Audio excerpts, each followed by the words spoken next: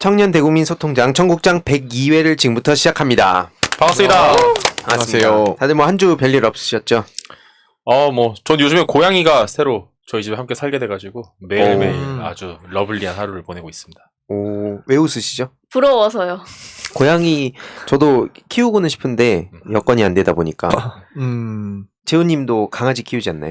저는 조그만 치아와 한 마리 같이 살고 있습니다. 예. 근데 반려동물 키우니까 확실히 좀 이렇게 신경을 많이 쓰기는 해도 확실히 좀 삶이 행복한 것 같아요. 좀 더 웃을 수도 있고 그래서 저는 되게 행복하게 요즘 살고 있습니다. 예. 아마 오늘 그러면 자연스럽게 주제도 그런 관련된 얘기를 가져오셨을 것 같은데 아무튼 댓글 읽고 본격적인 주제에 빨리 들어가 보도록 하죠. 저부터 먼저 읽을게요. 네. 이윤희님, 젊은 저널리스트들 응원합니다. 젊은이들의 민주의식화 위해서 이 방송인들 지지합니다 라고 하셨는데 일단 응원은 감사드리는데 요즘 젊은 친구들이 의식화란 말을 또 안 좋아한다. 그런 점을 그러니까 의도는 되게 좋으신 거고 그쵸. 마음 전적으로 감사드리는데 이런 이야기를 또 전해드리면 이분이 또 어디 가셔서 말씀하실 때 뭔가 왜냐면 의식화라는 단어가 뭔가 계몽한다, 가르친다 약간 이런 거에 맞물려서 자연스럽게 그냥 우리 이야기에 공감하는 분들은 들어주시고 뭐 그런 차원으로 말씀드렸습니다. 네. 저는 그 델현님께서 달아주신 그 댓글인데요. 진보 유튜버들 정신 차려야 해요. 이러다 서울시장 보궐선거 꼴 납니다. 누가 한물간 오세훈 이길 거라 생각했나요? 다들 놀리기 바빴지. 꿈에도 생각 못했습니다. 이번 대선 20대 30대 정말 중요합니다. 라는 식으로 댓글을 달아주셨는데 제가 굉장히 공감하는 부분입니다. 이번 대선을 또 앞두고 2030에 대한 어떤 어필이라든지 이분들이 어떤 것에 좀 반응하고 이런 것들을 굉장히 좀 연구를 하고 있는데 물론 쉽지는 않네요. 근데 공감 가는 댓글이라서 한번 소개를 해드려 봤습니다. 예. 기존 진보 유튜버들한테 이렇게 비판하시는 거죠, 그러니까 정신 차리라고. 아니 거기에 공감하는 걸로. 오케이. 그러니까 긴장하자 뭐 이런 얘기죠. 맞습니다. 좋죠. 좋은 의미니까. 네. 저는 이선아님 또 박춘호님 등 미얀마에 대한 관심 보내주시고 응원해주셔서 너무 감사드리고 지난번에 저희 행사 미얀마 청년들 모시고 행사한다고 말씀드렸는데 행사도 잘했고 미얀마 청년들이 그 말씀 하셨어요.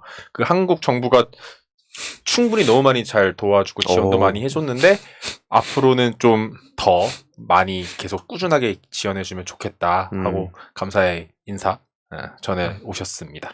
좋습니다. 뭔가 위드 코로나가 온 상황에 이렇게 같이 뭔가 희망적인 느낌이 있잖아요.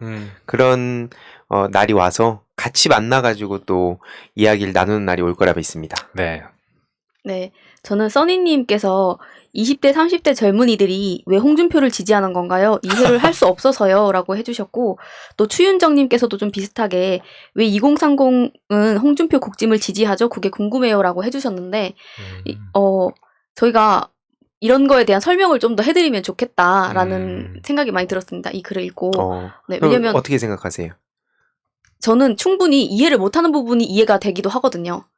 그러니까 왜 홍준표를 좋아하는지 이해 못하는 시민들이 이해간다? 네, 저는 그래서 저도 너무나 당연하게 어릴 때부터 정치 시사에 관심을 가지고 환경이나 이런 문제들에 대해서 자연스럽게 관심을 가지다 보니까 어떻게 보면은 이 당연한 입장에서 이해가 안 가는 부분들이 있을 텐데 저는 근데 계속 저도 공부를 하고 계속 깨지고 배우고 깨닫고 하다 보니까 어느 지점에 어떤 식으로 설명을 드리면 이 2030의 심리를 좀 더 쉽게 이해하실 수 있을까라는 고민도 저는 좀 하거든요. 그래서 좀 더 전달을 많이 해드리고 싶다. 결론을 얘기하면 이렇게 빠져나가는 거야. 그러니까 왜요?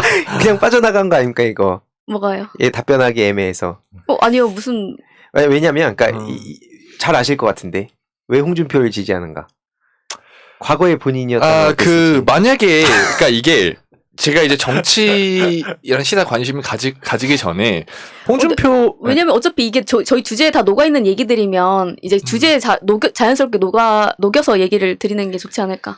그때 또 더 자세히도 좋고 그냥 심플하게 간단하게 물어보는 거예요. 네, 그러니까 예를 들어서 홍준표 공약을 보면 정시 확대, 수시 폐지, 사법고시 부활, 군 가산점 부활, 유영철 같은 흉악범 사형제도 부활, 국회의원 150석 수사 이런 것들이 있는데 이 젊은 층들이 조금 관심을 가지는 분야기는 한 것 같아요. 그러니까 물론 터무니없는 공약이긴 하지만 예를 들어서 군대 갔다 온 사람들이 원하는 것, 뭐 군 가산점 제도 이런 것들 그런 것들에 대해서 커뮤니티를 쭉 보더라도 이런 부분에 굉장히 많은 호응을 얻고 있는 것 같더라고요. 물론 저는 공감하지 못하지만 과거의 나였다면 괜찮은데? 라고 생각할 법한 것 같아요. 솔직하게 말씀을 드리면. 네, 아무튼 본 주제에 가서 그 얘기하신 게, 그러니까 예를 들어서 이럴 경우에 뭐 속 시원한 얘기들을 한다. 그 좋든 안 좋든 그렇죠, 그렇죠. 뭐 요 정도로 얘기하고 이제 본 주제에서 설명하면 좋지 않았을까. 예. 아무튼 본격적인 주제에 들어가 보도록 하겠습니다. 네, 새날이 또 이렇게 업그레이드 되는데 저희만 또 박수 치는 게 좀 애매하더라고요. 이게 들어보니까. 종 좋네요. 예, 그래서 종으로 저희도 트렌드에 따라가야 되니까. 오늘 의성님 어떤 주제 준비하셨나요? 오늘 환경 주제를 준비했습니다. 이번 주에 가장 핫한, 전 세계에서 가장 핫한 건 이제 유엔 기후변화 협약 당사국 총회라고 불리고 있는 영국에서의 회의. COPEU. COPEU. 영어로 그냥 캅이라고 불러요. 그래서 캅이라고 불러도 되니까 편하게 저도 캅이라고 소개를 드릴게요. 이제 10월 31일에 시작해서 11월 12일까지 13일간 영국 글래스고에서 열리고 문재인 대통령도 가셨죠. 네. 네. 유엔 기후변화 회의인데요. 원래 지난해 이제 26이 열렸어야 돼요. 네. 매해 열리고 있기 때문인데 지난해 처음으로 몇 년 열렸죠. 이유는 모두가 알고 있는 코로나. 네. 그래서 올해 이제 열렸고 내년에 이집트에서 열려요. 아주 세계 방방곡곡을 돌아다니면서 열리고 있는 캅이 되겠습니다. 190개국에서 3만여 명이 참여해요. 이번 회의에. 그러니까 정상들이 모이는 회의이긴 한데 그 외에 이제 뭐 기업이나 NGO나 뭐 청년 활동가들이나 아주 많은 사람들이 모이는 행사이고요. 참고로 그 말씀 하나 드리고 넘어갈까 봐요. UN 3대 환경 협약이 있어요. 지금 오늘 이야기할 건 이제 기후변화 협약이고 나머지 두 개 어떤 게 있을까요? 어떤 게 하나씩 얘기하시면 될 것 같아요. 탄소가 근데 기후랑 연결된 거잖아요. 네. 그럼 쓰레기? 쓰레기 생각해 볼 만한 거예요. 또 해양. 해양도 생각해 볼 만하죠. 근데 답은 다 아닌가 보네요. 일단 쭉 한번 들어볼게요. 재훈님은요? 지구 온난화? 지구 온난화. 그게 기후잖아. 기후 변화인가? 그렇죠. 못하겠네요. 답변 못하겠어요. 지금 이런 식으로 나오면. 아니, 왜냐면 너무 얘기 안 너무 이렇게 해서 마세요. 보이콧을 선언하셨네. 저 말 안 하겠습니다. 정답을 이런 맞추는 게 사람들하고 지금 아니니까. 방송을 하는 게 진짜. 저 묵비권 행사하겠습니다. 지금 종치는 분 묵비권 행사하셨고요. 예. 이게 3대 협약 말씀드리면 기후변화 협약 있고 생물 다양성 협약. 생물 다양성. 엄청 네. 반 이상 멸종했어요. 지구상에. 네. 참고로. 맞네. 이걸 왜 여기서 적어? 굳이? 아니, 이게 생각이 날 법하다가 안 났거든요. 그쵸. 이게. 그쵸. 네. 생물 다양성. 네. 그리고 하나는 더 이것도 매우 심각하죠. 사막화 방지. 그러니까 뭔가 그걸 것 사막화 같았어요. 방지. 사막화 방지. 정치하셔야겠어요, 다들 아주.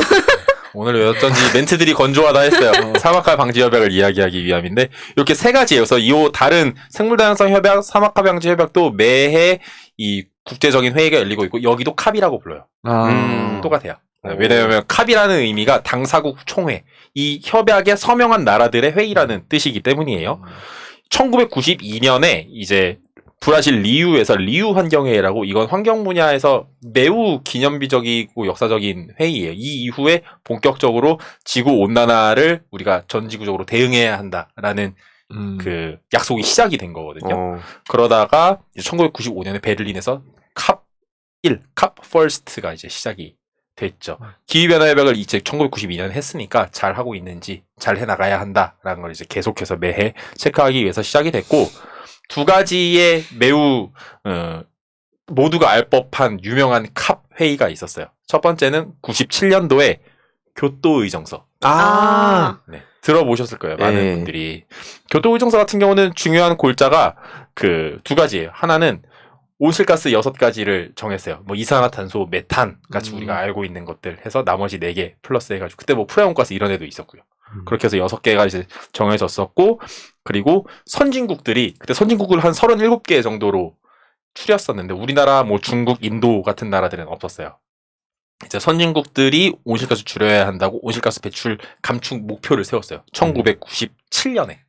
네, 그게 이제 교토의정서예요. 그리고 그 이후에 또 매해 캅이 열리면서 교토의정서를 잘 이행하고 있는가에 대해 계속해서 이제 점검을 해오는 시간을 거쳤었죠. 그러다가 이제 교토의정서가 한계를 맞이하게 돼요. 왜냐하면 선진국으로 37개 국가를 지정을 했다고 했는데 그 이후에 개발도상국들, 뭐 중국, 인도, 뭐 브라질, 뭐 한국도 포함해서 개발도상국들이 엄청 치고 올라오는 거예요. 경제적으로. 근데 경제 발전은 반드시 무엇을 수반한다? 탄소 배출을 수반한다. 오실가스 배출을 수반한다. 하면서 기존의 선진국들보다도 훨씬 더 많은 온실가스를 이제 중국, 인도, 뭐 우리나라 같은 개발도상국들이 뿜어내기 시작을 하면서 새로운 목표가 이제 필요하다라는 이야기가 이제 돌기 시작해요. 그러다가 이제 2015년에 그 유명한 파리 협정이 캅 21, 21번째 캅에서 21. 협정이 맺어진 거예요. 그 유명한 트럼프가 탈퇴했던 그거요. 그 파리 기후협정은 이제 골자는 그거죠. 지구의 온도 상승을 산업혁명 전보다 2도 이상 오르지 않게 하자. 그리고 1.5도도 오르지 못하도록 노력하자라는 게 이제 파리협정의 골자고, 그래서 뉴스 볼 때 항상 1.5도, 1.5도, 2도, 2도 이야기가 나온 이유가 2015년에 열렸던 이 캅 21에서의 파리협정에서의 약속이기 때문이에요. 그래서 이번 캅 26은 뭐냐? 전체적인 분위기는 이거예요. 기후변화 이제 진짜 심각해. 그리고 시민들의 요구도 2년 새에 엄청 커졌어요. 그러면서 전 세계 각국 정상들에게 주어진 사명이 생긴 거죠. 얼마나 줄일 건데, 그리고 어떻게 줄일 건데를 이야기하는 자리가 이제 이번 캅 26이 되어야 하는 시기가 되었어요.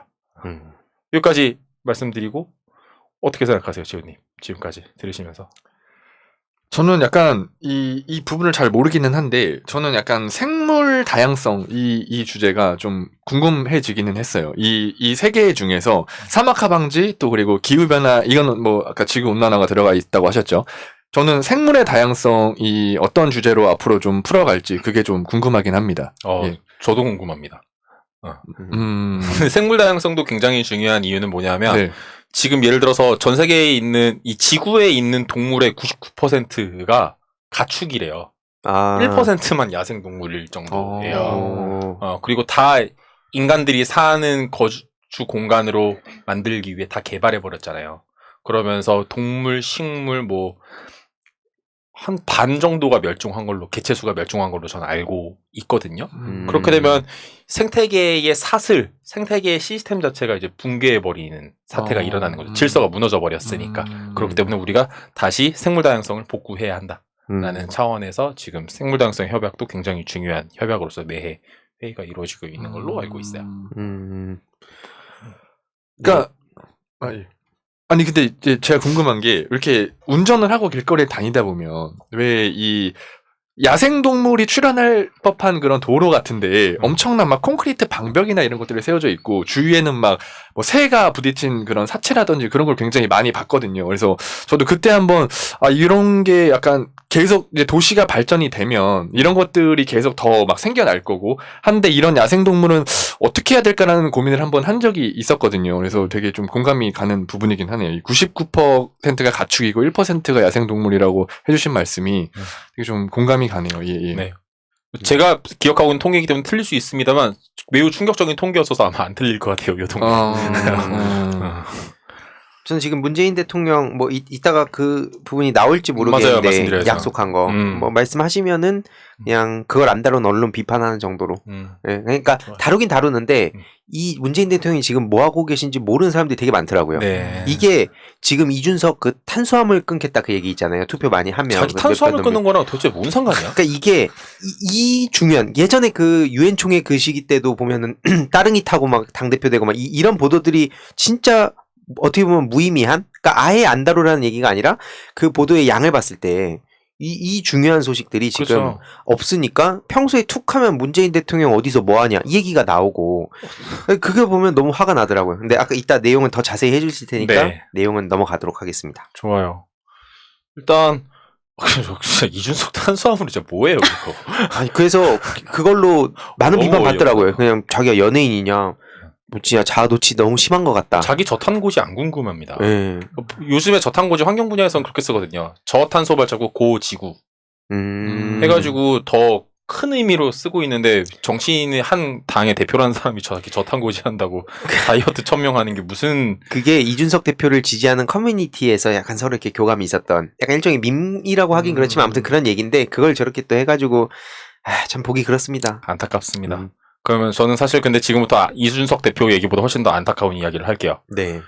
얼마나 줄일 건데, 어떻게 줄일 건데가 이번 캅의 이제 핵심인데, 그래서 얼마나 줄일 건데의 이야기를 하려고 보니까 지금 굉장히 아이러니한 상황에 이제 우리 국제사회가 직면했어요.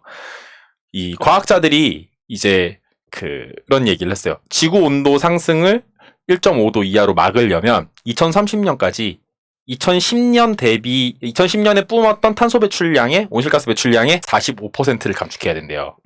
그래서 각국들이 우리나라도 최근에 NDC라고 해서 그 네. 온실가스 감축 목표. 그래서 이번에 문재인 대통령이 40% 이상 감축하겠다라고 선언도 하고 하셨는데 그 그린피스에 의하면 올 7월까지 이제 각 국가들이 이제 2030년까지 우리나라처럼 NDC를 다 제출을 했어요. 뭐 다는 아니지만 많은 나라들이 제출을 했어요. 그리고 그 결과들을 쭉 취합을 했어요. 그러면 이제 그 얘기가 나오겠죠. 2030년까지 전 세계의 온실가스 배출량이 몇 % 줄어들겠다라는 게 이제 통계가 나오는 거예요. 네. 그래서 통계를 한번 봤더니 2030년에 온실가스 배출량이 2010년 대비 16.3% 그러니까 45%를 감축해야 되는데 16.3%가 늘어난대요. 오히려. 야. 야. 전 세계에서 감축 목표를 세웠는데 온실가스가 늘어난대요. 지금처럼 해서는 택도 없다는 소리인 거죠. 그래서 지금 그림을 하나 보여드릴 텐데 네. 이 지구 온도가 지금 2.7도 정도가 올라갈 것은 자명한 사실로 지금 어느 정도 나와 있는 상태고 네. 그리고 전 세계에서 가장 권위 있는 기후변화 과학자들 또 정치인들 등의 모임, 사회학자 등의 모임인 IPCC의 네. 보고에 이제 자료에 의하면 IPCC에 속되어 있는 과학자들이 저렇게 예상했어요. 2100년이면 3도는 오를 거다. 아. 우리가 지금 1.5도 뭐 2도 맞겠다고 하는데 사실 지금 같이해서는 안 되고 지금 같은 추세면 3도는 무조건 오른다가 이제 이야기예요. 다들 뭐 줄이겠다고 목표들은 내는데 오히려 늘어날 것이 보이는 아이러니한 상황이에요.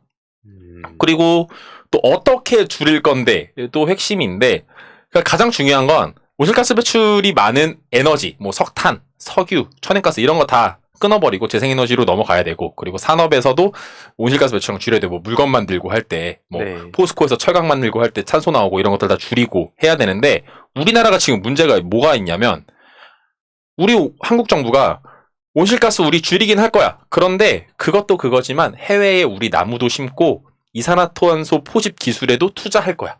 라고 줄이는 것에 더 집중해서 이야기해야 함에도 불구하고 자꾸 다른 이야기를 해요. 그러니까 이게 비교를 하면 건강을 지키기 위해서 살을 빼야 되는데 그럼 살을 빼려면 먹는 양을 줄이고 운동을 해야 되잖아요. 근데 지금 한국 정부 무슨 이야기하고 있는 거냐면은 살을 빼기 위해서 살도 뺄 건데 운동도 할 건데 지방 흡입도 하고 우리 보조제도 엄청 사 먹을 거야.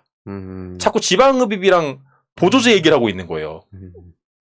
그러니까 시민사회단체들이나 이제 환경운동가들, 전문가들은 지금 어떤 기술에 의존하는 이야기보다 실질적으로 정말 산업계를 어떻게 설득해서 어떻게 줄여나갈지 핵심을 마련을 해야 한다라는 게 이제 포인트가 되는 거고. 그래서 이제 오늘 이제 문재인 대통령께서 캅에 참여해서 40% 이상 탄소 배출량 줄이겠다고 하셨는데 제일 키포인트는 산업계의 그 탄소 배출량을 줄이고 그리고 네. 에너지원도 재생에너지로 바꾸는 게 가장 중요해요.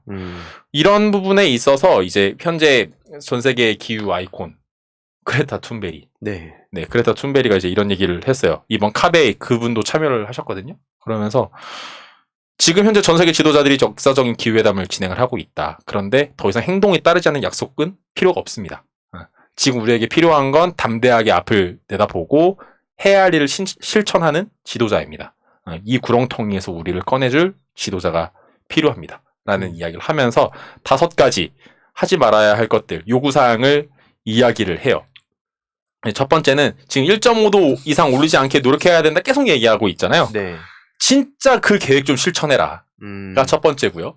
두 번째는 그러려면 화석연료에 대한 투자, 석탄화력발전소, 뭐 해외 가스전 이런 데 투자하지 말아라. 특히 우리나라 뭐 포스코, SK 자꾸 하고 있는데 아이러니하게 포스코, SK 이런 회사들 ESG 평가 A+인 이유 잘 모르겠어요.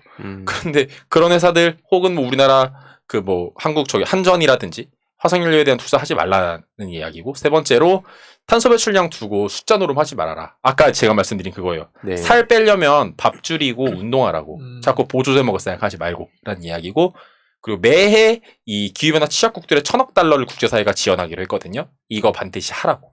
그리고 마지막으로 정의로운 전환이라는 개념에 들어가는 건데 노동자 그리고 기후 취약계층 시민들을 위한 기후 정책 마련해라. 기후 위기로 인한 불평등을 철폐해야 된다라는 게 이번에 그레타 툰베리가 5가지로 이제 요구한 내용이에요. 이것에 대해서 이제 마지막으로 말씀드릴 부분이 이재명 후보 같은 경우는 이제 기후 에너지부도 신설하고 재생에너지로 전환도 하고 그래서 탄소 중립을 달성하겠다라고 이야기를 한 반면 우리 앞에서 나왔던 홍준표 씨는 어제 그랬죠. 2050 탄소 중립 시나리오 전면 폐기하겠다. 아, 원전을 확대하겠다. LNG를 도입하겠다. 그리고 경제 회복 때까지 주 52시간을 중단하겠다. 라고 선언을 했는데 요 마지막에 경제 회복 때까지 주 52시간 중단을 가져온 이유는 노동시간 단축도 기후변화 대응에 포함이 되기 때문에 넣은 거예요. 네.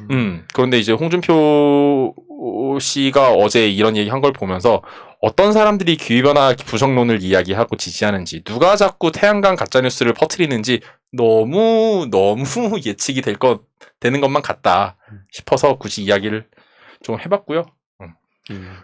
네, 여기까지 하면 내용은 전 다 드리는 것 같아요. 아까 그러니까 표가 아니라 그 글 5가지 남겨주신 그 4번째, 5번째 부분 보면 대한민국 뿐만 아니라 그냥 전 세계적인 지금 대한우파라고 부르더라고요. 그 대한우파라고 하는 그 사람들이 이 정면으로 부정하는 거죠. 왜냐면 이게 뭐 예를 들어서 해외에 얼마를 지원해줬다면 딱 그 부분만 잘라와서 우리도 이렇게 힘든데 해외에 퍼주기 한다. 막 이런 식으로. 그러니까 이게 우리가 리터러시 교육이 너무나 중요하다는 걸 다시 한번 깨달아야 되고 지금 이거는 보수 진보 싸움으로 뭐 또 정쟁화하려는 게 아니라 우리의 삶의 문제 갖고 자꾸 정쟁화를 하는 게 저쪽이 그렇게 맞아요. 하는데 그러면 우리는 당연히 이게 왜 그러냐고 비판하고 싸우고 결국엔 그렇게 되거든요. 근데 일반 시민들이나 특히 청년들 입장에선 얘네들 맨날 싸워. 하는 건 없어. 목소리만 높이고 뭐야 이게. 이런 상황인데 그런 의미에서 저는 이걸 어떻게 좀 정치 무관심증에 잘 현 상황을 전할 수 있을까 계속 고민하고 있는데 쉽진 않더라고요. 이미 저도 정치인으로 사람들이 보기 때문에. 근데 어찌됐든 중요한 것은 이 4, 5번의 가치가 저는 이 BTS를 언급했어요. 이번에 그 G20 정상회의 가셔서도 네. BTS 언급하면서 저는 BTS랑 문재인 대통령의 그 가치와 철학이 되게 맞물리는 지점이 많다 보거든요. 그래서 이 뭐 조선일보라든지 이런 데선 BTS 이용한다라고 욕을 하는데 저는 전혀 그렇게 생각하지 않는 이유가 그 5번 부분이 그거잖아요. 나 혼자 잘 먹고 잘 살자 이게 아니라 같이 더불어 살아가는 게 꼭 뭐 세계로 갈 수도 있고 우리 국가 내일 수도 있고 뭐 이웃일 수도 있고 이런 차원에서 그들이 얘기하는 것도 똑같거든요. 근데 이거를 문재인 대통령은 정치로 BTS는 예술로 해가지고 각각 다른 표현 방식이라고 생각하고 그런 점에서 저는 아미분들한테 그런 얘기를 하고 싶어요. 꼭 뭐 민주당을 지지해달라는 차원에서 얘기하는 게 아니라 보통 전 뭐라 그러냐면 이 아미분들이 말 그대로 실천하고 뭔가 다른 사람들한테 피해 끼치지 않으려고 하고 그러면서 더불어 살아가는 어떤 공동체 사회에 신경을 쓰고 이게 저는 사람 사는 세상이라고 본다. 뭐 사람 사는 세상이 거창한 거 아니다. 그냥 비상식이 좀 상식적으로 되고 뭐 약간 이런 이야기들 하면서 이 아미분들하고 대화도 하고 뭐 인플루언서랑도 대화도 하고 물론 이게 당장 성과가 나올 수 있는 건 아니에요. 뭐 사람이 여태까지 생각해 오던 거 아니면 현재 정부에 대한 반감 이런 게 깔려 있다면 더더욱 받아들이긴 어렵겠지만 그럼에도 불구하고 그런 논의는 반드시 필요하다. 정말 필요해요. 이 환경 문제는 사실 죽고 사는 문제인데 이걸 자꾸 정치화시키는 거 너무 바보 같은 행동이고 마지막으로 이런 세태를 풍자하기 위한 짤이 하나 있어서 네. 짤 하나 가져왔어요. 이제 짤을 보시면 짤이 되게 귀여운데 아주 어리석은 현 세태를 풍자하는 그림이에요. 이제 공룡들이 이제 있고 운석이 이제 날라왔죠. 멸망 직전이에요. 그런데 공룡이 외치죠. 내 돈, 내 주식 어떡해? 저게 지금 많은 걸 시사하는 것 같은데 꼭 돈뿐만이 아니라 저 공룡이 정치인이라면 내 표 아닐까? 내 기득권 아닐까? 싶기도 하고요. 여러 가지 생각을 해보게 하는 짤이었어요. 와, 매번 정말 유익하면서도 반성하게 되고 아까 특히 그 3가지 뭐 생물 다양성이라든지 이런 것도 제가 잘 몰랐던 점은 또 반성하게 되고 네. 이번을 계기로 저도 문재인 대통령의 이런 행보를 언론이 안 다루는 거 보고 화가 나서 공부해서 제가 요약해서 전달하고 있거든요. 그러면서 이런 성과들을 다음 정부가 또 이어갈 수 있도록 맞아요. 또 뭐 누가 되던 간에 이런 가치들이 계속 퇴보하진 않도록 계속 감시하고 공부해야겠다는 생각이 들었습니다.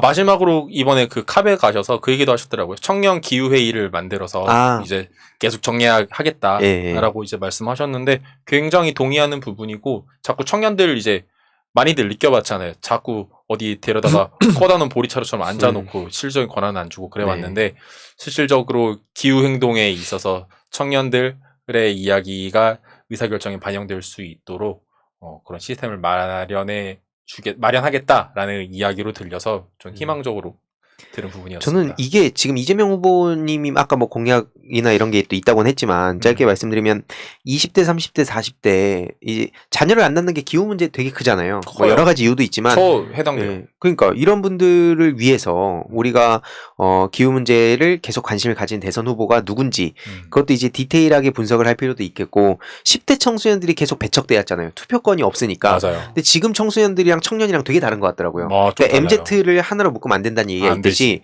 지금 청소년들은 우리가 한참 살아가야 되고 기성세대는 그래봤자 얼마 안 남았는데 나 죽을 때까지 뭐 큰 변화가 있을까라는 생각 갖고 계속 뒷세대로 미루는 거잖아요. 그러니까 진정으로 미래 세대를 위한다면 우리가 같이 공부하고 하나라도 실천하고 그런 게 중요하지 않나. 앞으로도 계속 이런 방송 많이 부탁드립니다. 알겠습니다. 감사합니다.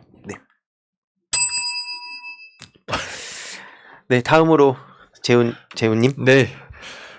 좀 전에 이제 히든님께서 문재인 대통령의 소식을 말씀해 주시면서 이제 언론의 요 얘기를 좀 하셨는데, 저도 오늘 그런 얘기랑 굉장히 연관이 좀 있을 것 같아요.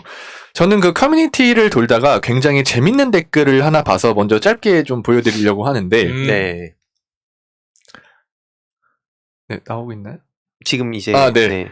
자, 보면, 식용제 먹는 건 괜찮아도 로봇계 뒤집는 건 비인간적이라는 기레기들과 포털 편집자 뭐 이런 식으로 댓글을 닉네임이 있었고, 또 그렇죠. 닉네임이 어이없네. 닉네임이 어이없네라는 분이 달아주신 댓글이에요. 그래서 오늘은 이 댓글 관련해서 좀 얘기를 풀어갈까 하는데요. 네. 먼저 제가 저번 청국장에서도 그 문재인 대통령님의 개시경 반대 뭐 관련해가지고 여기 또 뭐 다른 대서주자분들의 반응도 소개를 해드렸었고, 청국장에서도 또 한번 얘기한 적이 있었어요. 먼저 반려인 인구가 1,500만인 지금 윤석열이 토론회에서 개식용 문제에 대해 굉장히 민감한 부분이고 반려동물의 학대나 이런 문제와 직결된다라는 질문에 반려동물 학대가 아니고 식용개라고 하는 것은 따로 키우지 않느냐 이런 말을 했다가 큰 논란이 일어났었죠. 커뮤니티 등에서도 하다못해 개까지 계급을 나누냐, 사람이어도 다 같은 사람으로 안 볼 사람이다. 그리고 토리 옆에서 식용개 먹을 인간, 이런 식으로 비판이 쏟아졌었고요. 이런 상식을 넘는 발언을 했음에도 사실 언론에서는 크게 문제 삼을 것 같지가 않더라고요. 그리고 반대로 이재명 후보님의 그 로봇월드 행사에서 재난 대응 용도로 개발한 어떤 개처럼 생긴 그 사족 보행 로봇의 어떤 성능을 테스트하는 과정에서 그 업체 담당자가 직접 밀고 테스트를 해보셔라라는 권유에 이제 이재명 후보는 직접 테스트를 한 거고. 네. 이 로봇은 임무 수행 중에 그 외부 충격을 견디고 넘어진 후 자세를 다시 복원하는 그 로봇 복원 능력의 어떤 테스트를 한 게 핵심인 건데, 굉장히 어려운 기술이잖아요. 네, 그렇죠. 이재명 후보가 로봇을 넘어뜨리니까 로봇이 다시 일어나는 부분은 싹 편집하고 마치 로봇을 바닥에 패대기 치는 듯한 그런 그림으로 만들어서 보도를 한 그런 사건이 있었습니다. 그러면서 제가 기사를 또 하나 준비를 했는데 이런 식으로 기사가 났죠. 로봇을 아기다로도 테스트해야 된다라는 식으로 기사를 내면서 이재명의 로봇 뒤집기 불쌍하다, 과격한 모습을 보였다며 인성 지적까지 제기가 됐다, 이런 식으로 보도가 됐더라고요. 그래서 이 내용을 그 이재명 후보님도 자신의 SNS에 언급하면서 스테이크를 먹었더니 식당에서 칼을 휘둘렀다고 하는 것과 다르지 않다라는 비유를 해주셨고, 더불어서 제대로 된 언론이라면 의도를 가지고 왜곡하지 말고 사실 전체를 보도해야 된다. 언론의 신뢰를 해치는 이런 부실 취재 그리고 왜곡 조작 보도가 더 이상 없기를 바란다는 메시지도 직접 남기기도 했었죠. 그러니까 저는 이재명 지사님의 이런 비유가 굉장히 좀 와닿는 것 같아요. 뭐 지난번에 9.11 테러가 뭐 화약을 만든 노벨이 범인 될 순 없다라는 것도 참 기억에 남는데, 그래서 어쨌든 저는 이 청국장을 통해서 청년들한테 계속 보이는 것만 믿으면 안 된다는 걸 좀 말을 해주고 싶어요. 그러니까 제가 예전에 그랬었거든요. 제가 예전에 이 눈에 보이는 뉴스만 믿고 정치나 시사에 관심이 없을 때는 바쁘니까 네이버나 다음에 뭘 검색하려고 딱 들어가면 이제 방금 보여드린 것처럼 그런 기사가 나오죠. 이재명 성격 과격하다. 뭐 로봇을 패대기 쳤다. 네. 그러면 궁금하니까 일단 눌러봐요. 그러면서 본문에 어떤 내용인지는 관심이 없으니까 먹고 댓글이나 이런 거 보면은 댓글에 뭐 좋아요 많이 눌린 뭐 안 봐도 뻔하죠. 어떤 내용의 댓글이 달렸을지.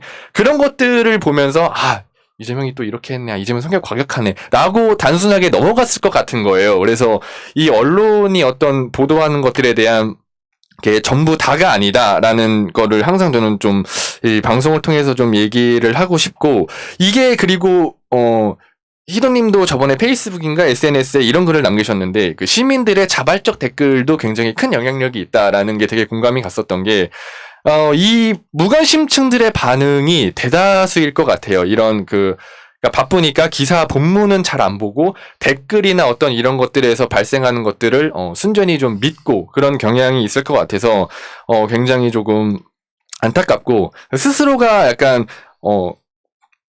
이 보이는 것만 믿지 않게 하려면 무엇이 있을까라는 고민을 해봤을 때는 저는 아까 말씀해 주셨던 것처럼 이 리터러시 교육도 굉장히 중요할 것 같아요. 그래서 온라인, 오프라인 통해서 저도 많이 이제 교육을 다니고 있는데, 아무튼 오늘 이 주제를 통해서 눈에 보이는 게 다가 아니고 언론의 어떤 이런 부실치나 왜곡 조작 보도가 아직도 계속되고 있는 게 굉장히 좀 안타깝다라는 말씀을 좀 전해드리고 싶습니다. 예. 저는 이거를 다 시청해주시는 분들은 젊으신 분들이나 나이가 좀 있으신 분들이나 다들 뭐 재우님이 지금 생각하시는 방식대로 생각을 하실 것 같아요.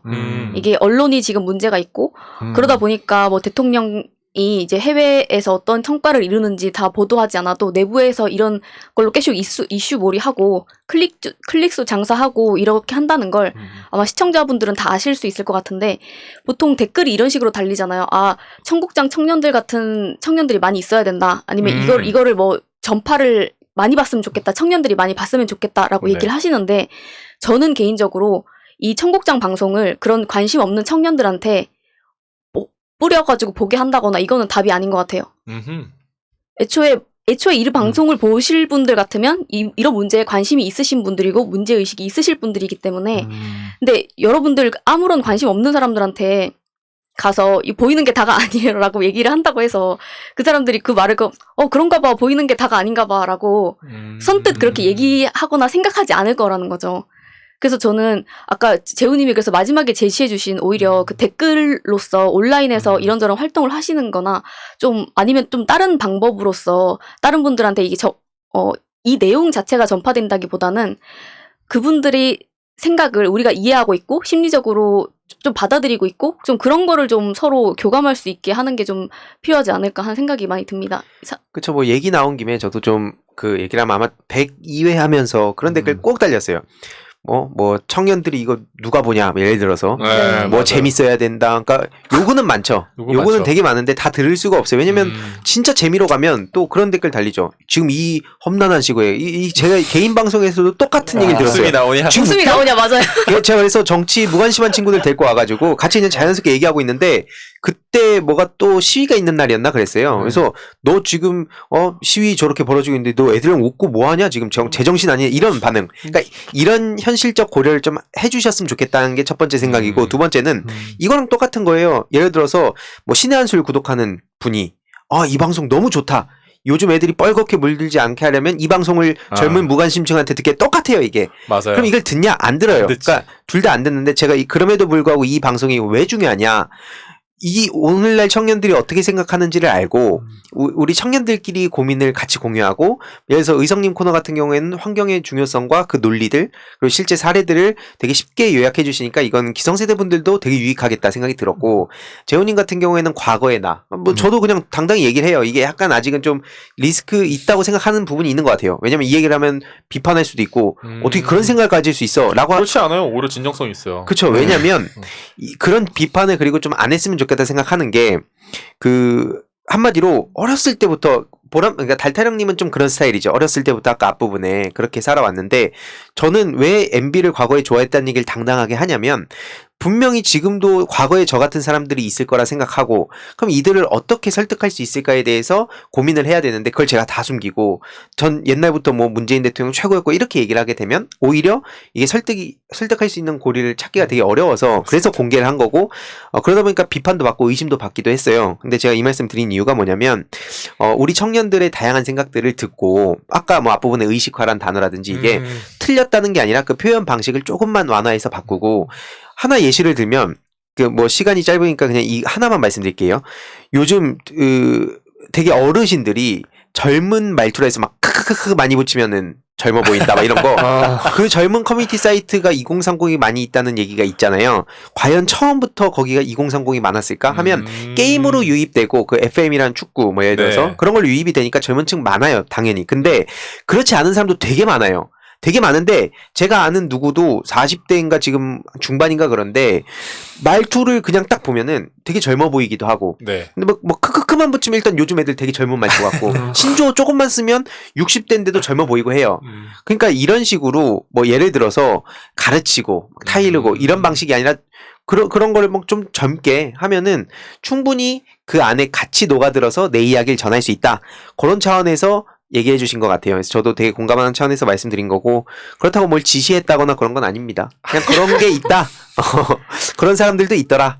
실제로 그게 되게 많아요. 그래서 제가 예전에 모 유튜버 인플루언서 분이 악플이 너무 심해서, 근데 되게 그 논리적으로 되게 길게 악플을 써서 고소를 한번 한 적이 있대요. 싸그리. 오. 경찰서 가면은 초등학생, 중학생. 오. 그러니까 되게 어린데도 나이가 많아 보이는 사람도 있고, 논리적인 사람도, 논리적으로 그쵸. 보이는 사람도 있고, 반대로 되게 나이가 많은데 그냥 겉으로 온라인에서 봤을 땐 되게 어리게 보이는. 그러니까 이게 섞여 있기 때문에 우리는 팩트는 알 수가 없고, 다만 우리가 온라인에서 어떤 방식으로 소통할 수 있을까를 앞으로 방송을 쭉 하면서 이걸 들으시는 분들 입장에선 이게 뭔 소리야 할 수 있지만, 꾸준히 듣다 보면 이게 이런 거구나라고 우리들의 정서를 이해해 주시고, 그거에 대한 대안, 뭐 채팅이나 댓글로 남겨주시면 좋겠다. 약간 요런 얘기로 좀 저도 이어가서 얘기를 했습니다. 네. 좋습니다. 아무튼 그래서 결론은 뭡니까? 로봇 개는 어떻게 되는 거예요, 그러면? 로봇게요? 로봇 개는 잘 개발됐대요, 그러면? 그때 넘어졌는데 바로 한 바퀴 돌면서 일어나죠. 일어나더라고요. 네. 개발은 잘 된 것 같습니다. 개발. 이게 기업 입장에서는 그게 좋은 잘하고 거잖아요. 싶죠. 그러니까 네, 당연한 그렇죠. 건데. 인증된 건데. 근데 진중권 씨가 전 진짜 악질이라 생각했던 게, 그 인간은 사람 죽였잖아요, 과거에.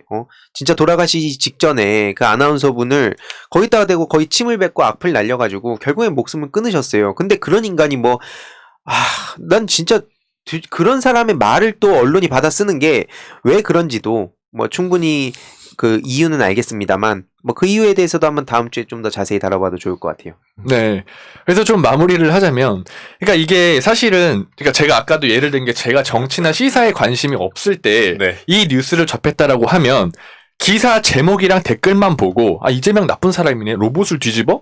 막 이런 반응만 보고 주위에 이재명 성격 과격하던데 라고 했을 것 같다라는 거죠. 그래서 이런 부분들이 어떤 이 반응이 아마 무관심층들 대다수의 반응이지 않을까라고 저는 생각을 해요. 물론 저희야 그걸 당연히 팩트 체크를 하고 판별을 하겠지만, 그래서 앞으로도 계속 저는 이제 제가 시사나 정치 관심이 없었을 때 나라면 어땠을까를 계속 생각을 해보고, 앞으로 그런 관점에서 좀 얘기를 풀어드리면 좀 공감대가 형성이 되지 않을까라는 생각입니다. 네, 다음으로 넘어가기 전에 한마디만 하자면, 그 앞부분에 쭉 팩트 나열해주고 반응, 이거는 아마 이걸 보시는 분들이 더 잘하실 것 같아요. 제 개인적으로 그렇죠. 봤을 때. 그러니 그렇죠. 그냥 대략 이런 게 있었다 하고 건너뛰고, 예를 들어서 저는 그거에 반대하는 게 뭐냐면, 그러니까 재훈님 의견이 아니라 네. 어떤 주장에 반대하냐면, 네. 누가 그 댓글 보고 판단하냐 이런 사람 되게 많아요. 애들을 무식하다고 취급하는 거다, 이런 식으로 반대를 하는 건데, 무슨 얘기인지는 알겠습니다. 근데 누가 댓글 보고 와가지고 나 이거 댓글 보고 이렇게 얘기하더라 누가 그럽니까? 어떤 교수가 그랬다 언론에 나온 걸 봤다 자기가 분석해서 이렇게 했다 하고 말싸움에서 밀리면 술자리에서 만약에 그럼 집에 가갖고 찾아갖고 다음에 또 얘기하고 이러는 거 아니겠습니까? 그렇죠. 누가 댓글 보고 그 얘기를 공개적으로 하는지 그러니까 그런 정서들 그렇죠, 그런 심리들을 조금 더 자세히 얘기를 해주시는 게 네. 들으시는 분들 입장에서 아 그럴 수도 있구나 하는 얘기들 좀 더 풀어갈 수 있지 않을까? 네. 요거 코너 속에 코너로 하나 만들면 안 돼요? 황희두의 리터러시 특강 해가지고 요 코너 속에 코너로 해서 결을 잡죠. 아 좋아요. 제가 리터러시의 학생들 초등학생들 눈높이에 맞춰서 하고 막 중학생 눈높이도 있거든요. 어떤 맞아요. 예시를 드는지 이걸 들으시는 분들도 자녀분들이나 혹은 이걸 또 청년들이 듣는 분도 은근히 많으세요. 막 DM 그러니까. 같은 것도 많이 오는데 그분들 입장에서도 또 의견 많이 보내주시면 아하. 참고하기도 하겠습니다. 아, 너무 좋아요. 박수 칠 뻔했네요. 습관이 무서워요. 돼가지고. 네 마지막 어떤 겁니까? 네. 지금 많은 분들이 아시다시피 지금 오징어 게임이 계속해서 세계적으로 화제잖아요. 그렇죠. 네. 근데 이 부분에 대해서 이미 다 아실 것 같고 이게 뭐 세계적이라서 유럽, 아메리카 뭐 저희한테 익숙하지 않은 아프리카, 남극까지도 중동 그렇죠. 네, 맞아요. 여기저기 전부 다 지금 유행인데 이게 무엇을 다루느냐도 중요한데 왜냐하면 지금까지 있었던 이슈들인데 예를 들어서 이걸 어떤 방식으로 풀어가냐도 굉장히 중요한 논점이 되는 것 같더라고요. 그래서 예를 들어서 배경이 되는 이게 애셔라는 작가 작품에서 모티브를 한 계단 배경이나 이런 시각적 효과 그리고 음향 효과에 굉장히 공을 많이 들였다고 하더라고요. 그래서 이런 예술적 효과들이 스토리와 조합이 굉장히 오묘해서 되게 극적인 효과를 내기도 하고 그리고 이게 실제로 참고해서 한 건가요? 지금 네. 화면에 나오는. 와. 아. 저 작가 같은 경우에는 굉장히 유명한 작품들이 많이 있어요. 와. 많이 오. 이 시간과 공간을 알 수 없는 계속 반복해서 패턴이 나오는 그런 작품들도 많이 있고 그래서 네. 네, 이거는 넘어가도록 하고 그래서 네 스토리와 캐릭터, 연기 이제 모두 다 화제인데 저는 아까 맨 앞부분에 제가 읽어드렸던 댓글 있잖아요. 왜 2030의 심리가 그럴까라는 부분에 있어서 인간이 얼마나 합리적이지 않고 이성적이지 않고 또 욕망 앞에서 나약해지는 존재인가를 보여주는 캐릭터가 좀 인상 깊었던 캐릭터가 있는데 오. 네, 상우라는 캐릭터가 있어요. 상. 네, 근데 안 보신 분들이 또 계실 수 있으니까 제가 스포를 최대한 자제하면서 오케이. 네. 설명을 해보면 이제 이 사람이 네. 굉장히 명문대 출신이고 어릴 때부터 동네 자랑이었습니다. 네. 네, 근데 스포 아닌가요 이거 이미? 아니에요. 아, 네네. 이거는 2화까지의 설명만 있는 거예요. 아, 1화, 좋습니다. 2화 보신다고 하면. 그래서 이제 참여한 사람들이 다 게임을 하잖아요. 네. 의사와 무관하게 첫 번째 게임이 이루어지는데 이 게임을 한 판 하고 나니까 사람들이 이건 아니다 싶은 사람들이 생기는 거죠. 그쵸. 그래서 이 상우가 굉장히 똑똑하고 명석하니까 과반이 넘게 원하면 게임을 중단할 수 있다. 이 게임의 룰을 지적을 하면서 투표를 제안합니다. 그러면 그 규칙을 찾아서. 네, 규칙을 찾아서. 더 똑똑하다. 똑똑하죠. 네. 근데 본인이 근데 그렇게 해서 마치 멈추자는 식으로 제안을 했으면 당연히 X표의 투표를 해야지 맞는데 이 사람은 O에 투표를 해요. 이것만 해도 굉장히 의문이 생기죠. 그리고 그러게요. 이제 영화 보시면은 드라마를 보시면 이제 그 이후의 캐릭터에 대해서도 굉장히 근데 꼭 이 캐릭터뿐만이 아니라 인간이 되게 이율배반적이고 내심의 의사와 밖으로 표출되는 행동과 굉장히 다르고 이런 모습들이 있어요. 근데 이게 왜 그냥 겉으로 생각했을 때는 많은 분들이 민주당에서 그리고 이쪽에 있는 후보가 더 청년들한테 좋은 혜택 많이 주고 더 너네한테 좋은 거 해주는데 왜 바보도 아니고 똑똑하다고 하는 애들이 심지어 70% 육박하잖아요. 우리나라 이 대학 진입률이. 근데 네. 못 배운 것도 아니고 똑똑하고 애들이 근데 도대체 왜 그렇다고 저기를 찍지라고 이해를 못 하시는 분들이 너무 많으실 것 같아요. 네. 그 부분이 궁금하실 것 같더라고요. 근데 이거는 이론적으로 우리가 아무리 복지 혜택 주겠다. 뭐 기본소득, 기본주택 제공하겠다라고 해도 인간의 욕망을 따를 수밖에 없는 그런 심리적인 문제가 있기 때문에 그리고 이 문제가 이미 저쪽에서 프레임 선정을 굉장히 잘 했고 이미지 메이킹도 계속 하고 있고 그래서 이거 어느 하나 문제만으로 그들이 그렇게 되는 것도 아니고 왜냐면 A부터 Z까지의 방법이 만약에 있다고 하면 A부터 뭐 C 방법으로 데려올 수 있는 사람의 모집 욕할 줄 알았어요. 삐 처리할 뻔했네. 발음이 좋아요. A, B, C의 그룹이 데려올 수 있는 그룹, 뭐 다른 방법으로 데려올 수 있는 그룹, 굉장히 방법론적으로도 많이 있는데 저쪽에서는 다양한 방법을 쓰고 있다라는 말씀을 좀 드리고 싶어요. 그렇죠. 뭐 예를 들어서 아마 그 ABC가 그 얘기인 것 같은데 아주 본능적으로 만약에 성적 욕망을 건드린 게 있다 그러면 뭐 예를 들어서 젊은 여성이 나와요. 그래서 막 네. 가슴골 까고 방송하고 뭐 옷 갈아입는 거 룩북 뭐 이런 방송하고 그러면서 그 방송을 그러면 그런 걸 즐긴 사람들이 구독하고 계속 보러 오겠죠. 얘기하면은 자연스럽게 페미니스트들은 못생겼고 그러니까 저렇게 여성 인권 얘기하는 거고 나는 봐봐 난 당당해 하면서 기승전 문재인 정부 욕이에요. 근데 그게 게임, 뭐 성적인 거든 아니면 뭐 오만 뭐 부동산, 주식 다. 네. 근데 이거에 대해서 당에서 대응 전략이 마땅치 않아서 저도 참 되게 아쉬웠던. 근데 중요한 거는 온라인 커뮤니티도 그렇고 유튜브도 그렇고 온라인 대응 전략에서 밀리면 여론을 형성하고 거기에 딸려가는 사람들이 되게 많기 때문에 그걸 구독하는 사람들 중에 참고로 민주당을 지지하는 젊은 남성들이 있다는 점.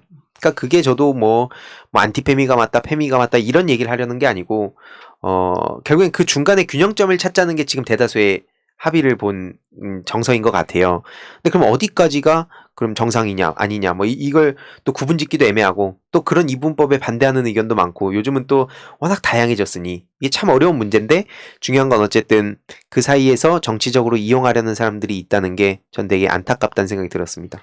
이게 우리나라만의 문제는 또 아닌 게 우리나라가 굉장히 부러워하는 복지 국가들, 뭐 스칸디나비아의 반도 네. 그 국가들, 뭐 스웨덴 맨날 행복 지수가 1이다 이렇게 얘기를 하잖아요. 근데 그거를 까보면 정작 스웨덴 국민들이 본인이 해외 행복 지수 1위 국가라는 걸 자각을 못 하고 있고 뭐 예를 들자면 우리는 50만 돼도 행복하다고 하면 행복한 거잖아요. 근데 우리는 기준점을 만약에 100으로 잡으면 행복이 물이 반이나 있네나 반이나 남았네인 것처럼 그 나라에 자라고 있는 청년들은 오히려 복지 혜택을 엄청 많이 받고 자라지만 미국에서 그 자본주의 시장에서 있는 컨텐츠들을 소비하고 미국을 엄청 동경한대요.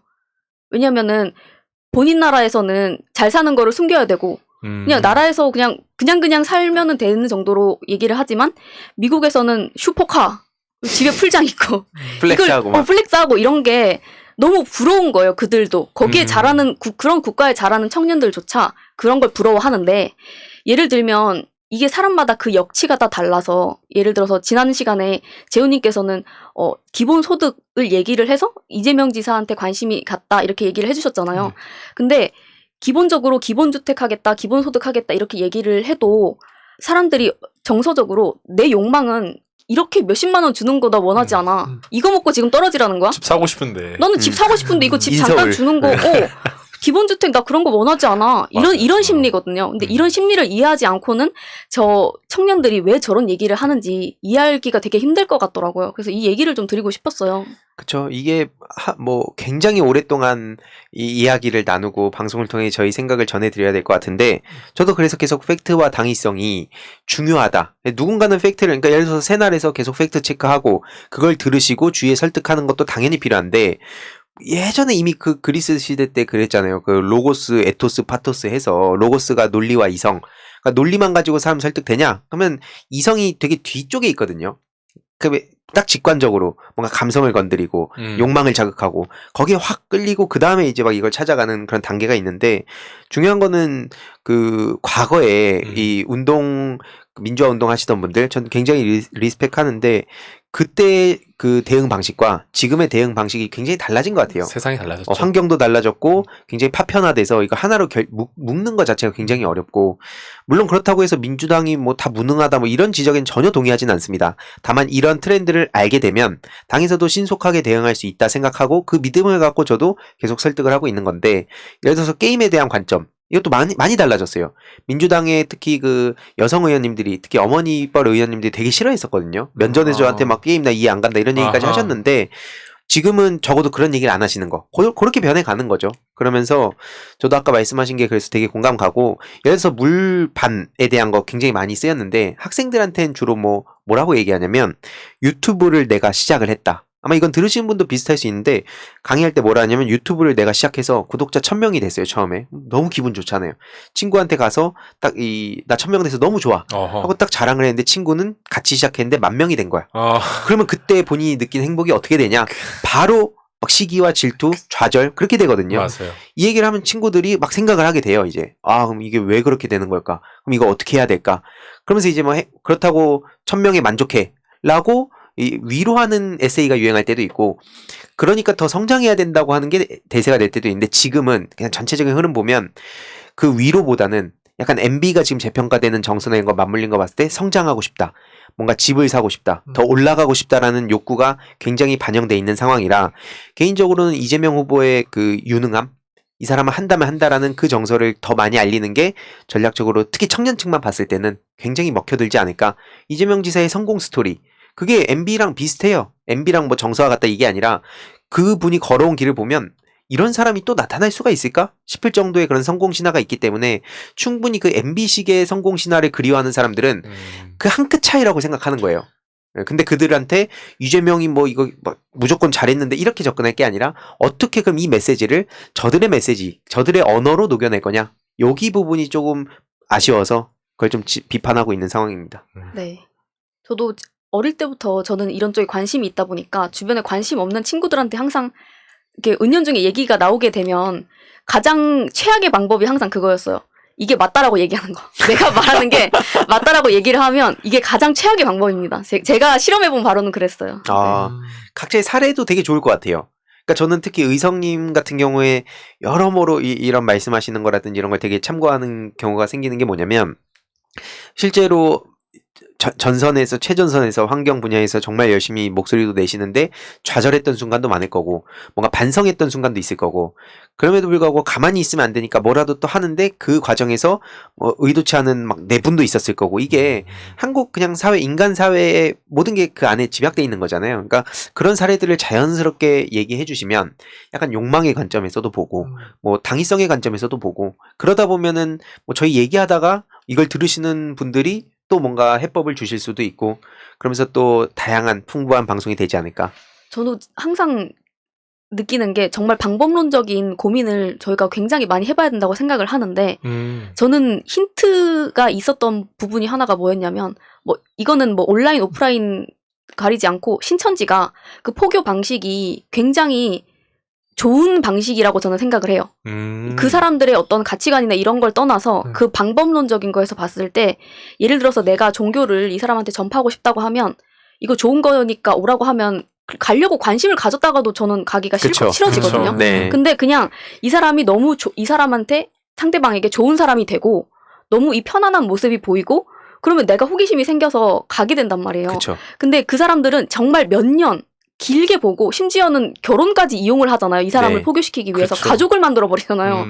그런 식이니까 이 정도면 인정해 주셔야 되지 않냐라는 농담 섞인 얘기도 했었는데 이게 그 사람에게 내가 민주당을 지지하는 사람이라고 예를 들어서 한다고 하면 내가 민주당 좋으니까 지지해라는 것보다는 내가 그 사람에게 좋은 사람이 되는 거 이게 얼마나 어려우면서도 되게 좋은 방법이라고 저는 생각이 약간 들더라고요. 그거랑 완전 똑같진 않더라도 그 정서가 문재인 대통령이 좀 그게 되게 있었던 것 같아요. 네, 맞아요. 이 사람 자체가 그냥 되게 온화하고 뭐 정치적으로는 잘 몰라도 그냥 딱 봤을 때 뭔가 믿음직스럽고 사람이 좋다. 약간 이런 정서로 기대했던 분들이 많아서 뭔가 그런 느낌으로 뭐 이 여러 가지 방법들이 있겠지만 예를 들어서 뭐 간단히만 말씀드리면 환경 같은 것도 저는 의석이라는 사람이 되게 좋아 보이고 세련돼 보이고 트렌디해 보이고 뭔가 되게 인기도 많아. 근데 뭔가 하고 보니까 와 이런 환경 문제에도 관심 갖고 뭔가 이 과정에서 되게 험난한 여정을 거쳐왔고 이런 스토리가 거기에 딱 덧붙여지면 나도 여기 끼고 싶다라는 정서. 그래서 요즘 뭐 쇼미더머니라든지 좀 젊은 친구들이 좋아하는 그런 방송 같은 걸 보면서 뭐 그 안에서 어떻게 이 사람들이 마음을 얻는가 노래로 이걸 하는 거지만 그 안에 보면 다 비슷하거든요. 그래서 그런 것도 많이 참고하고 있습니다. 네, 그래서 이게 하나의 정답이라는 건 아니고 다양한 방식으로 노력이 돼야 되는데 그 중에 하나가 이 방법을 이용해서 말씀을 드리자면 보시는 분들께서 젊은 층에게 당위성으로 너무 접근해서 옳다고 얘기를 하시는 거는 좀 지양해야 되지 않나 하는 그러니까 생각입니다. 반대로 꽈서 저쪽 거 무조건 좋아해서 맞아. 찍으라고. 저는 그게 뭐 방법이 될 수 있어요. 저 솔직히 말하면 그 왜 교회 얘기하거나 교회 얘기하시는 분들이 문재인 대통령 욕을 하면서 엄청 사람들에게 거부감을 느끼게 하면서 돌아다니신 분들이 있어요. 네. 그럼 저는 약간 저거 우리 편 엑스맨이라죠. 전략인가? 돼지발정제라도 뭐 돌려야 되나? 저쪽이 다 맞으면. 그러니까 진짜로. 그래서 이게 오히려 그러니까 그만큼 너무 이쪽 사람들을 너무 예를 들어서 정말 수령님 대하듯이 하는 것도 좀 거부감을 일으킬 수 있다. 맞아요. 그런 말씀 드립니다. 좋은 의견이. 저 같은 일 하는 사람들이 제일 경계해야 될 게 하나 있어요. 오. 내가 더 착해. 맞아. 진짜. 근데 거의 모든 분야에 같은 맥락으로 네. 통용되는 통찰이 있는 생각인 것 같아요. 이 맞습니다. 주제에 대해서도 얘기해봐도 좋을 것 같고, 저도 시작하기 전에 뭐 댓글 읽고 한 5분 남짓해서 이런 이야기들을 매주마다 뭐 하나씩 간단히 얘기해도 좋을 것 같아요. 뭐 실제 제가 강의할 때 사례라든지 뭐 온라인 쪽에 할 얘기가 진짜 많거든요. 맞아요. 거의 한 3일 밤샐 수 있을 것 같아요. 저도요. 네, 열심히 해보세요. 저도 소식 얘기보다도 이런 이야기 하는 것도 너무 좋아해서. 좋습니다. 이런 시간도 가져오면 좋겠어요. 네, 오늘 방송이 약간 기존과는 좀 다른 느낌이긴 했거든요. 저희의 개인적인 이야기도 같이 섞어서 좀 더 많이 맞아요. 했던 것 같은데, 요거에 대한 피드백도 한번 주시면 참고해서 또 다음 주 방송에 반영하고 같이 만들어가는 방송이다. 그렇게 좋아요. 봐주시면 좋겠습니다. 아무튼 오늘 102회 시청해주신 모든 분들 감사드리고요. 저희는 다음 주 토요일 9시에 찾아뵙겠습니다. 시청해주셔서 감사합니다. 감사합니다. 고생했습니다. 수고하셨습니다. 물리치자 바이러스에게는 마스크가 없다. 어서 가자 바이러스보다 먼저. 그러니 내일보다 먼저 가자. 우리들의 희망을 형제이게 하자. 설령 그것이 내일이라 해도 현재로 저들을 물리치자. 바이러스에게는 마스크가 없다. 어서 가자 바이러스보다 먼저. 바이러스에게는 마스크가 없다. 어서 가자 바이러스보다 먼저.